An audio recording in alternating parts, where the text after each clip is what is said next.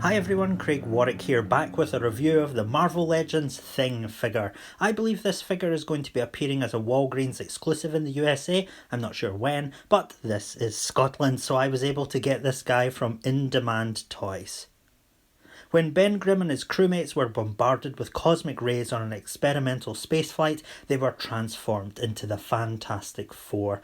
While Reed, Sue and Johnny could turn their powers on and off at will, Ben was permanently transformed into the monstrous Thing, with an orange rock-like hide and incredible strength. Despite his appearance and gruff on the surface personality, Ben is the sensitive heart of the Fantastic Four.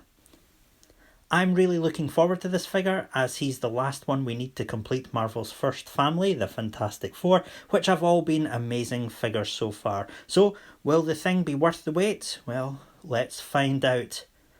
My first impression out of the box is that this figure is a massive disappointment. Nah, I'm just kidding, I'm so happy with this figure. Hasbro have done an amazing job.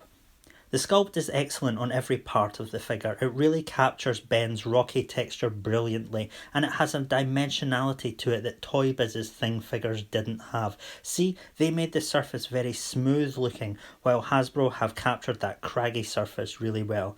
I have to point out that the great sculpt continues onto the joints of the figure as well. It's awesome that Hasbro added that detail. The paint on the body is great, with a dark brown wash applied over the orange plastic that really accents the deep crevices and makes the whole thing look less plasticky. It's also really great to see that Hasbro have put that serial number out of the way on the sole of Ben's foot. Thank you! The smooth, wrinkled sculpt of the shorts looks great as well, but more importantly, the shade of blue is a great match for the other members of the team.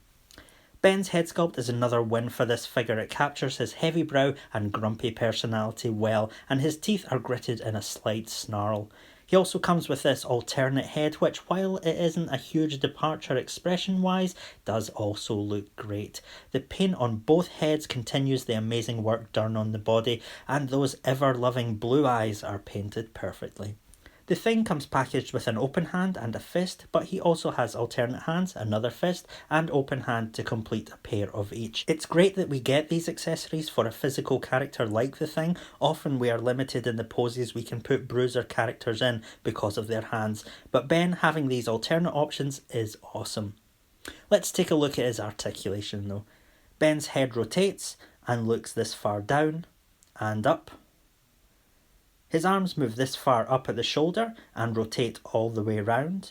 There isn't any bicep rotation, but he has this all-in-one joint that rotates and has a single jointed elbow that bends this far.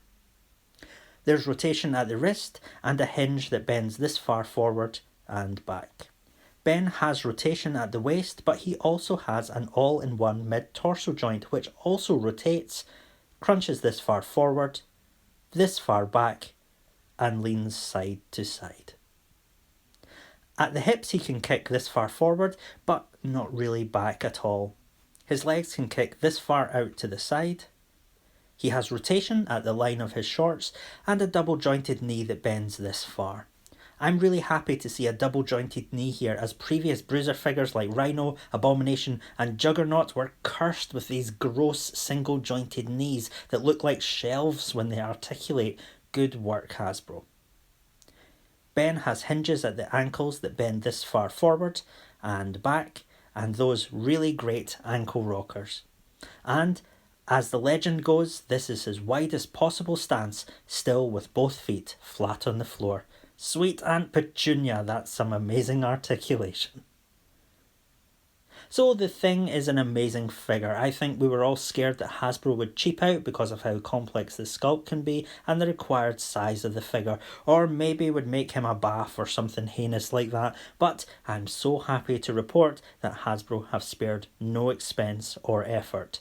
The Thing rounds out the Fantastic Four perfectly, and the first family has never ever looked better in toy form. Pick this guy up, pick all these guys up. These figures are great, and Hasbro deserves serious praise for completing this team and treating them and their fans with a level of respect that Marvel itself hasn't been able to muster in years.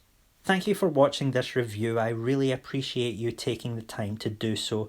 Now that we have the classic Fantastic Four complete, which team would you like to see Hasbro take a crack at next? Or would you like to see some alternate members of the Fantastic Four?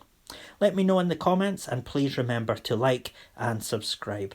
Until next time though, pour on the power. Bye bye.